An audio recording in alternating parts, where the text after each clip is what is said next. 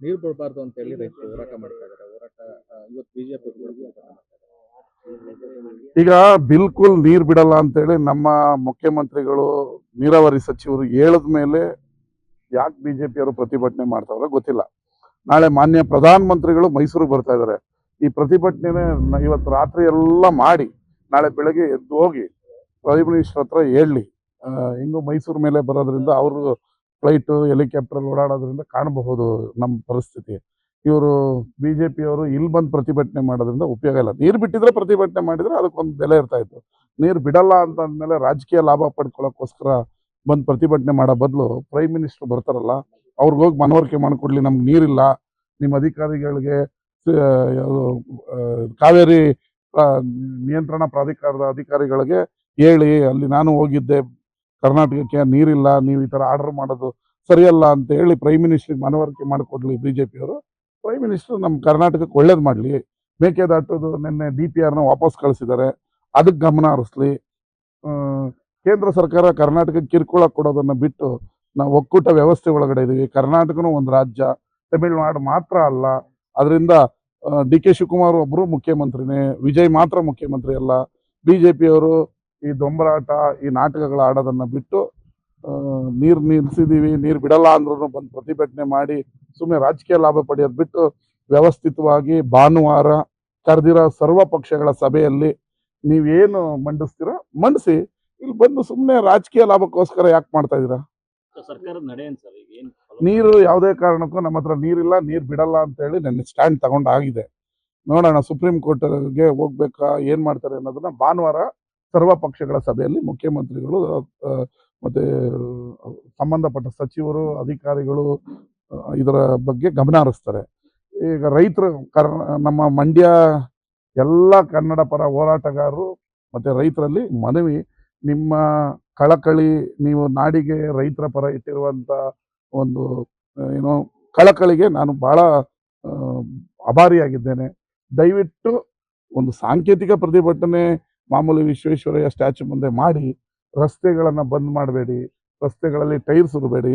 ನೀರು ಬಿಟ್ಟಿಲ್ಲ, ನೀವು ಒತ್ತಡ ಏರೋದಕ್ಕೆ CRWC ಮೇಲೆ ಒತ್ತಡ ಇಡೋದಕ್ಕೆ ಪ್ರತಿಭಟನೆ ಮಾಡಿದ ನಮಗೆ ಅರಿವಿದೆ.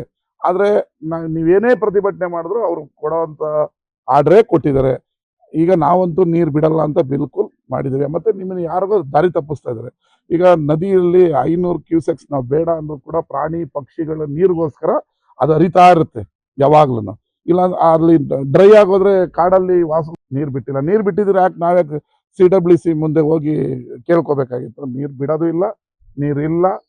ಏಪ್ರಿಲ್ ಮಾರ್ಚ್ವರೆಗೂ ಕುಡಿಯೋ ನೀರಿಗೆ ನಾವು ನೀರು ಇರಬೇಕು. ನಮಗಿಂತ ಜಾಸ್ತಿ ಕುಡಿಯೋ ನೀರು ಮೆಟ್ಟೂರು ಡ್ಯಾಮಲ್ಲಿ ನೀರು ಸಂಗ್ರಹ ಇದೆ. ಅದರಿಂದ ನಾವು ನೀರು ಬಿಡೋ ಪರಿಸ್ಥಿತಿಯಲ್ಲಿ ಇಲ್ಲ. ಅದರಿಂದ ನೀರು ಬಿಡಲ್ಲ. ದಯವಿಟ್ಟು ಶಾಂತಿಯುತವಾಗಿ ಬೇಕಾದ್ರೆ ಸಾಂಕೇತಿಕ ಪ್ರತಿಭಟನೆ ಮಾಡಿ ರಸ್ತೆ ತಡೆಯನ್ನು ನಿಲ್ಲಿಸಿ ಎಂದು ನಾನು ಅವ್ರ ಹತ್ರ ಮನವಿ ಮಾಡ್ಕೊತೀನಿ. CWMA ಬಳಿ ವಾಸ್ತವ ಪರಿಸ್ಥಿತಿನ ಅರಿವು ಮಾಡಿಸ್ಕೊಳ್ಳೋದು ಎಡವಿದೆ ಅಂತ ಬಿಜೆಪಿ. ಹೌದು, ನಾವು ಎಡವಿದ್ದೀವಿ. ಹಂಗಾದ್ರೆ ಕೇಂದ್ರ ಸರ್ಕಾರ ಅವರ ಸಂಸದರೆಲ್ಲ ಇದರಲ್ಲ, ಅವರಿಂದ ಒಂದು ನಿಯೋಗ ತಗೊಂಡೋದ್ರೆ ಏನು ಬೇಡ ಅನ್ನಲ್ಲಲ್ವಾ? ಸುಮ್ಮನೆ ಈ ಥರ ಉಡಾಫೆ ಮಾತುಗಳು, ಈ ಥರ ಉಡಾಫೆ ಮಾತುಗಳು ಆಡೋದು ನಾವು ಯಾಕೆ ಎಡವುತ್ತೀವಿ? ಇರೋ ವಾಸ್ತವಾಂಶವನ್ನು ನಾವು ಬಿಚ್ಚಿಡ್ತೀವಿ, ಹೌದಲ್ವಾ? ಆದರೂ ಈ ಕಾವೇರಿ ನಿಯಂತ್ರಣ ಪ್ರಾಧಿಕಾರ, ಕಾವೇರಿ ನ್ಯಾಯಮಂಡಳಿ ಏನು ಡೆಲ್ಲಿಯಲ್ಲಿ ಯಾವಾಗಲೂ ನಮ್ಮ ಕರ್ನಾಟಕದ ವಿರುದ್ಧನೇ ಬರುತ್ತೆ. ಅಲ್ಲಿನ ಅಧಿಕಾರಿಗಳು ತಮಿಳುನಾಡಿನ ಪರ ಇರೋದ್ರಿಂದ ನಮಗೆ ಯಾವಾಗಲೂ ಅದ್ರ ವಿರುದ್ಧ ಬಿಜೆಪಿಯವರು ಇದ್ದಾಗಲೂ ವಿರೋಧ ಬಂದಿದೆ, ಜನತಾ ದಳದವರು ಇದ್ದಾಗಲೂ ಬಂದಿದೆ, ಕಾಂಗ್ರೆಸ್ ಇದ್ದಾಗಲೂ ಬಂದಿದೆ. ಕೇಂದ್ರದ ನಿಯಂತ್ರಣ ಪ್ರಾಧಿಕಾರ ಎಲ್ಲಿ ಯಾವಾಗಲೂ ಇರ್ತದೋ, ಮೇಲ್ಗಡೆ ಕಾಂಗ್ರೆಸ್ನ ಸರ್ಕಾರ ಇದ್ದಾಗಲೂ ಈ ಪ್ರಾಧಿಕಾರಗಳಲ್ಲಿ ಇದ್ದಾಗ ಉಲ್ಟನೇ ಬಂದಿರೋದು. ಈ ಬಿಜೆಪಿ ಇದ್ದಾಗಲೂ ಬಂದಿದೆ. ಆದರೆ ಇದಕ್ಕೆಲ್ಲ ಪ್ರಧಾನ ಮಂತ್ರಿಗಳ ಮಧ್ಯಸ್ಥಿಕೆ ವಹಿಸಿದ್ರೆ ಮಾತ್ರ. ಒಂದ್ಸರಿ ಮನಮೋಹನ್ ಸಿಂಗ್ ಅವರು ಜಯಲಲಿತಾ ಅವ್ರನ್ನ ಕರ್ನಾಟಕದವ್ರನ್ನ ಕರೆದು ಮಧ್ಯಸ್ಥಿಕೆ ವಹಿಸಿ ಕರ್ನಾಟಕದಲ್ಲಿ ನೀರಿಲ್ಲ ಅನ್ನೋದನ್ನ ಮನವರಿಕೆ ಮಾಡಿಕೊಟ್ಟಿದ್ರು. ಆದರೆ ಅವತ್ತು ಆ ಜಯಲಲಿತಾ ಅವರು ಪ್ರಧಾನಮಂತ್ರಿಯವರ ಮಧ್ಯಸ್ಥಿಕೆಯನ್ನು ತಿರಸ್ಕರಿಸಿ ಸುಪ್ರೀಂ ಕೋರ್ಟ್ಗೆ ಹೋಗಿದ್ರು. ಇವತ್ತು ನರೇಂದ್ರ ಮೋದಿ ಅವರು ಹೆಂಗೂ ಕರ್ನಾಟಕ ಬರ್ತಾ ಇದ್ದಾರೆ. ನಾಳೆ ಹಾಗೆ ಒಂದು ನಿಮಿಷ ಎಲ್ಲ ನೋಡ್ಕೊಂಡು ಹೋಗಿ ಮಧ್ಯಕ್ಕೆ ವಹಿಸಿ ಎರಡೂ ರಾಜ್ಯಗಳ ಪರಿಸ್ಥಿತಿಯನ್ನು ಮನವರಿಕೆ ಮಾಡಿಕೊಂಡು ನಮಗೆ ನ್ಯಾಯ ಕೊಡಿಸ್ಬೇಕು ಅಂತ ಕೇಳ್ತಾರೆ. ಕೇಂದ್ರ ಸರ್ಕಾರ ಹೇಳಿತ್ತು ಡ್ಯಾಮ್ ಕಟ್ಟೋದಕ್ಕೆ ಪರರಾಜ್ಯದ ಒಪ್ಪಿಗೆ ಬೇಕಾಗಿಲ್ಲ ಅಂತ. ವಿಜಯದ ಮತ್ತೆ ಲೆಟರ್ ಬರೆದಿದ್ದಾರೆ. ವಿಜಯ್ ಅವರಿಗೆ 3ನೇ ತಾರೀಕು ಬರ್ತಿದ್ದಾರೆ. ಅವ್ರ ಜೊತೆ ಏನು ಮಾತುಕತೆ ಮಾಡುವಂತ ಪ್ರಯತ್ನಗಳಾಗುತ್ತೆ? ಅದೇ ಈಗ ಮುಖ್ಯಮಂತ್ರಿಗಳು ಮತ್ತೆ ನಾವು ವಿಶಾಲ ಹೃದಯದಿಂದ ಅವ್ರನ್ನ ಬನ್ನಿ ಅಂತ ಹೇಳಿದೆ. ಆದರೆ ನಮ್ಮ ರಾಜ್ಯದ ಹಿತಾಸಕ್ತಿಗೆ ಬಲಿ ಕೊಡೋಕ್ಕೆ ನಾವು ರೆಡಿ ಇಲ್ಲ. ಇರೋ ವಾಸ್ತವಾಂಶವನ್ನ ಅವ್ರ ಮುಂದೆ ನಾವು ಹೇಳ್ತೀವಿ. ನಮ್ಮ ಸರ್ಕಾರ ಕೂಡ ನಮ್ಮ ಮುಖ್ಯಮಂತ್ರಿಗಳು ಕೂಡ ಹೇಳ್ತಾರೆ. ಮೇಕೆದಾಟುವನ್ನು ಕಟ್ಟೋದಕ್ಕೆ ಬೇಕಾದಂಥ ಸಿದ್ಧತೆಗಳನ್ನು ನಮ್ಮ ಸರ್ಕಾರ ಈಗ ಆಲ್ರೆಡಿ ನಿನ್ನೆ ಕೇಂದ್ರ ಸರ್ಕಾರ DPR ವಾಪಸ್ ಕಳಿಸಿದ್ದಾರೆ. ಯಾಕೆ ಕಳಿಸಿದ್ದಾರೆ ಗೊತ್ತಿಲ್ಲ. ಇವತ್ತು ಎಲ್ಲ ಅಧಿಕಾರಿಗಳು ಚರ್ಚೆ ಮಾಡ್ತಾರೆ.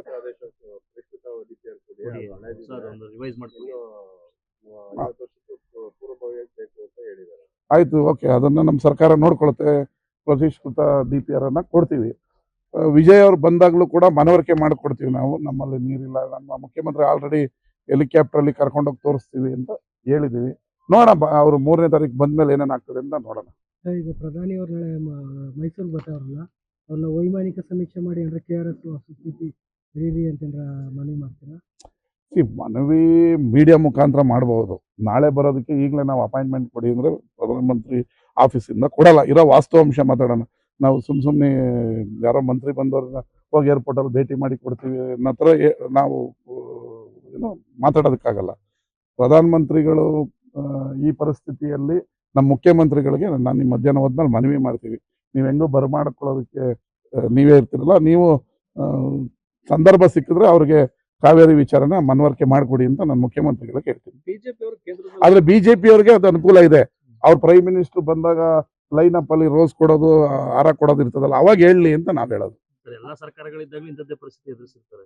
ಸರ್ವಪಕ್ಷ ಸಭೆಯಲ್ಲಿ ಏನು ಮನವಿ ಮಾಡ್ತಾರೆ ಸರ್ವಪಕ್ಷಗಳಿಗೆಲ್ಲ ಇಂಥ ಸಂದರ್ಭದಲ್ಲಿ ಏನು ಅಲ್ಲ, ಈಗ ತಮಿಳ್ನಾಡವರು ಹೇಗೆ ಒಗ್ಗಟ್ಟಾಗಿ ಹೋರಾಟ ಮಾಡ್ತಾರೆ ರಾಜ್ಯದ ಹಿತಾಸಕ್ತಿ ಬಂದಾಗ, ಹಾಗೆ ನಮ್ಮ BJP-ಯವರು ಈ ಕ್ಷುಲ್ಲಕ ರಾಜಕಾರಣ ಮಾಡೋದು ಬಿಟ್ಟು ನೀವು ಸರಿಯಾಗಿ ಅಲ್ಲಿ ವಾದ ಮಾಡಲಿಲ್ಲ, ನೀವು ಇದಿಲ್ಲ ಅದಿಲ್ಲ ಅನ್ನೋದು ಬಿಟ್ಟು ಇಂತಹ ರಾಜ್ಯದ ನಾಡು ನುಡಿ ನೀರು ಅಂತ ಬಂದಾಗ ಅದು ಯಾವುದೇ ಸರ್ಕಾರ ಇರಲಿ, ಈಗ ನಮ್ಮ ಈ ಆಳುವ ಸರ್ಕಾರದ ಪರ ನಿಂತ್ಕೊಂಡ್ಬಿಡ್ಬೇಕು.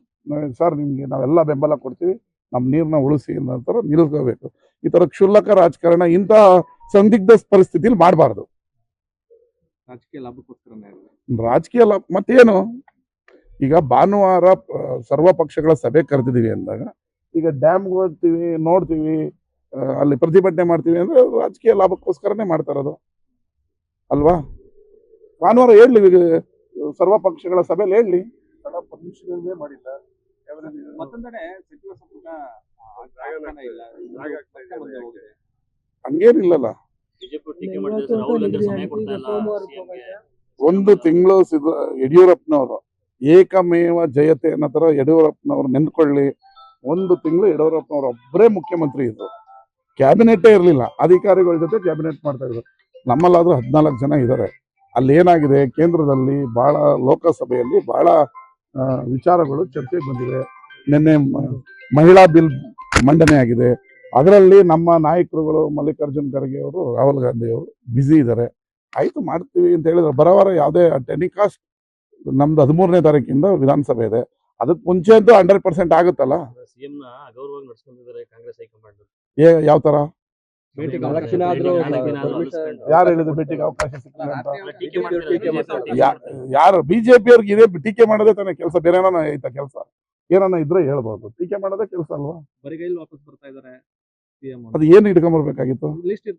ಅದು ನಮ್ಮ ಪಕ್ಷದ ಆಂತರಿಕ ವಿಚಾರ. ನಮ್ಮ ಪಕ್ಷದ ಆಂತರಿಕ. ಅವರು ಈ ಒಂದು ತಿಂಗಳು ಬರೀ ಯಡಿಯೂರಪ್ಪನವರೇ ಮುಖ್ಯಮಂತ್ರಿ ಆಗಿ ಉಳಿದಿದ್ರು. ಅವಾಗ ಯಾಕೆ ಕೇಳಲಿಲ್ಲ? ಆಯ್ತು, 14 ಜನ ಇದಾರಲ್ಲ, ಏನು ಇಲ್ಲದೆ ಏನು ಇಲ್ವಲ್ಲ, 14 ಜನ ಇದ್ದಾರೆ. ನೆಕ್ಸ್ಟ್ ವಾರದಲ್ಲಿ ಪ್ರಮಾಣ ವಚನ ಅಂತೂ ಸ್ವೀಕರಿಸ್ತಾರೆ. ನಿಮ್ಮನ್ನೆಲ್ಲ ಕರೆದೇ ಅಲ್ವಾ ನಾವು ಮಾಡೋದು? ಅವ್ರನ್ನೂ ಕರಿತೀವಲ್ಲ, ಆದ್ರೆ ಅವ್ರು ಬರಲ್ಲ, ಏನ್ ಮಾಡೋದು? ಕಾವೇರಿ ವಿಚಾರದಲ್ಲಿ ವಾಸ್ತವ ಸ್ಥಿತಿಯನ್ನು ಮನವರಿಕೆ ಮಾಡಿಕೊಳ್ಳಿ.